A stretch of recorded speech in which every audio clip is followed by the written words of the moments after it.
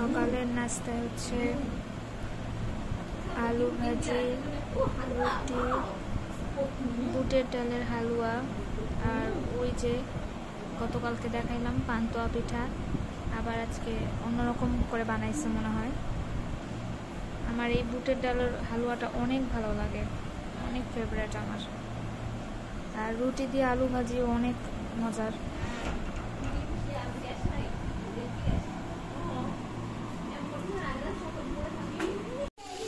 আজকে শুক্রবারের স্পেশাল আয়োজন হচ্ছে, রোস্ট, পোলাও হবে, সাথে আরো কি কি থাকছে দেখাবো না আপনাদের।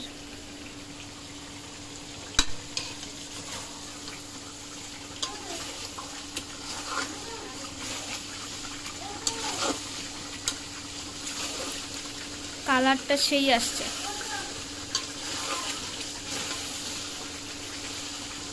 আম্মু গরমের মধ্যে দাঁড়ায় দাঁড়ায় রান্না করতেছে।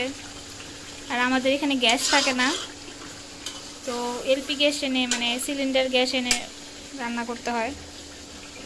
আজকে শুক্রবার, তাও গ্যাস নাই। কোনো কোনো সময় থাকে, আবার কোনো কোনো সময় থাকে না।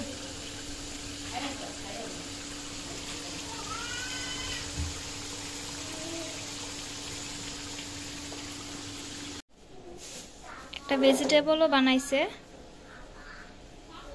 কি কি দিছো আম্মু এখানে? গাজর আর কি, পেঁপে, ক্যাপসিকাম, চিকেন দিছে, বাঁধাকপি আছে, বাঁধাকপিও দিছে, টমেটোও দিছে, দিয়ে একটা মিক্সড ভেজিটেবল করছে। এটা নির্ঘাত অনেক মজা হয়েছে খাইতে।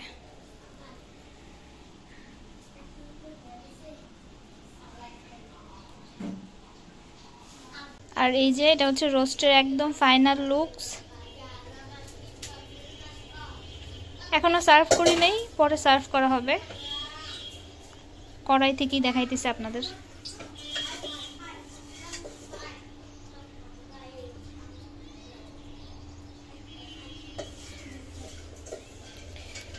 Smell just wow.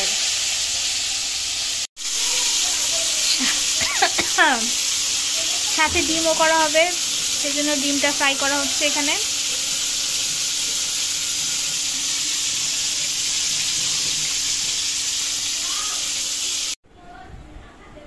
তো এই যে দুপুরের খাবার নিয়ে বসছি। ডিম, সালাদ, ওই যে সবজি, আর চিকেন রোস্ট। এখন খাই। পোলাওটা একদম ঝরঝরা হয়েছে।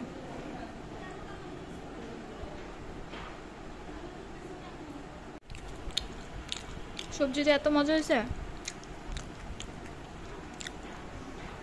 যে চিকেনগুলা কামড় লাগতেছে।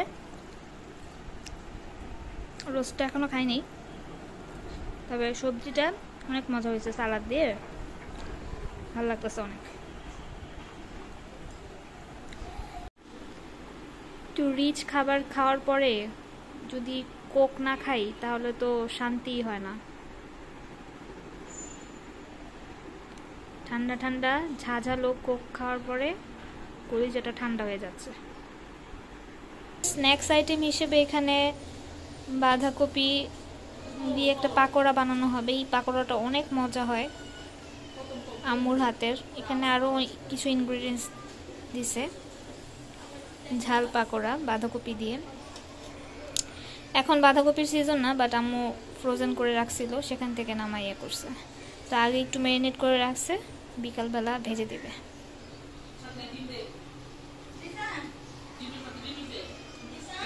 সাথে আরো মিষ্টি দই আছে। দইটা একটু খেয়ে দেখি কেমন।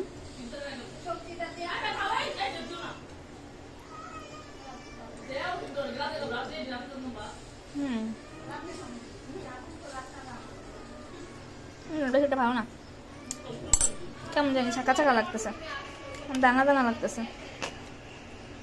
কোথেকে আনছে এটা? হকের।